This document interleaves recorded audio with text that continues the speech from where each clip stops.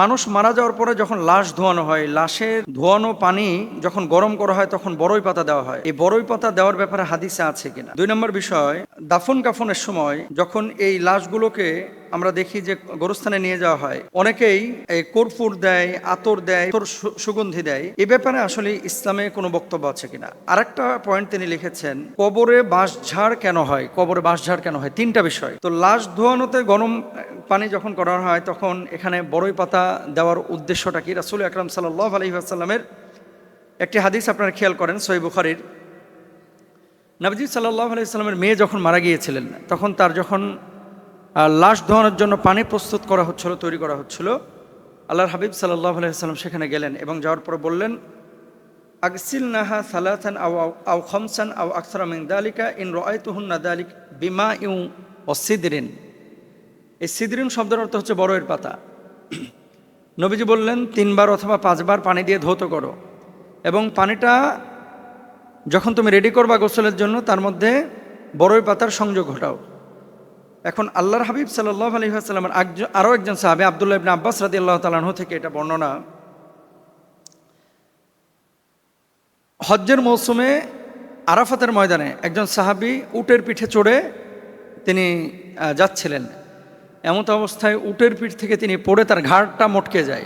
ঘাড় মটকে যাওয়ার পরে নবী সাল্লাল্লাহু আলাইহি ওয়াসাল্লাম সাহাবীদেরকে যখন এই যে লাশ ধোয়াচ্ছিল সাহাবীরা, আল্লাহর হাবিব সাল্লাল্লাহু আলাইহি ওয়াসাল্লাম তাকে পুত পবিত্র করতে বললেন এবং এই লাশটা ধোয়ানোর পরে নবীজি সাল্লাল্লাহু আলাইহি ওয়াসাল্লাম তার দাফন কাফনের ব্যবস্থা করেছিলেন এবং সেই পানিতেও আল্লাহর হাবিব সাল্লাল্লাহু আলাইহি ওয়াসাল্লাম বড়ইয়ের পাতার মিশ্রণ ঘটাইতে বলেছিলেন।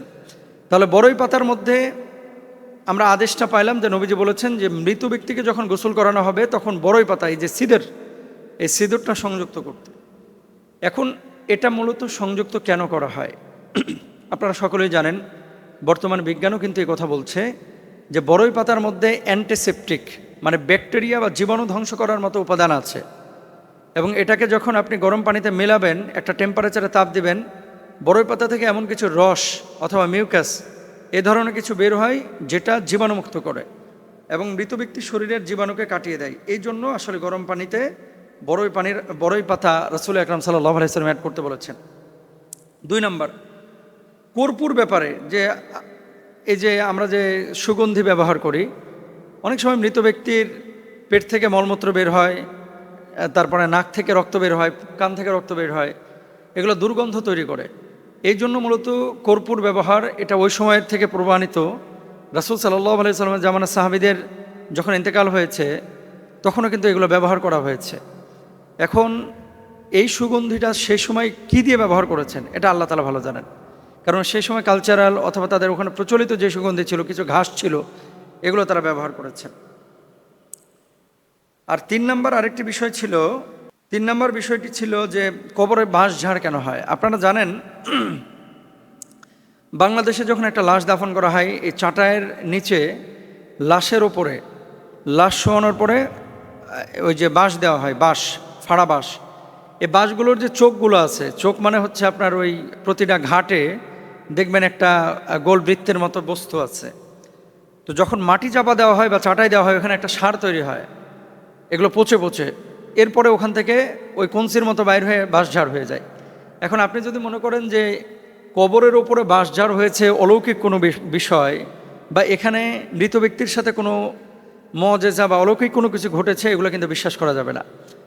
এবং গোরস্থানের উপরে অনেক সময় দেখবেন যে আম গাছ উঠেছে, ফুল গাছ উঠেছে, কোনো ফলের গাছ, ডাব গাছ উঠেছে, আপনি লাগিয়েছেন বা অন্য কোনো কারণে পাখি এসে কবরের উপরে বিষ্ঠা ফেলেছে, এখান থেকে পেয়ারা গাছ বের হয়েছে। এখন আপনি এই ফল ভক্ষণ করতে পারবেন, কোনো সমস্যা নাই।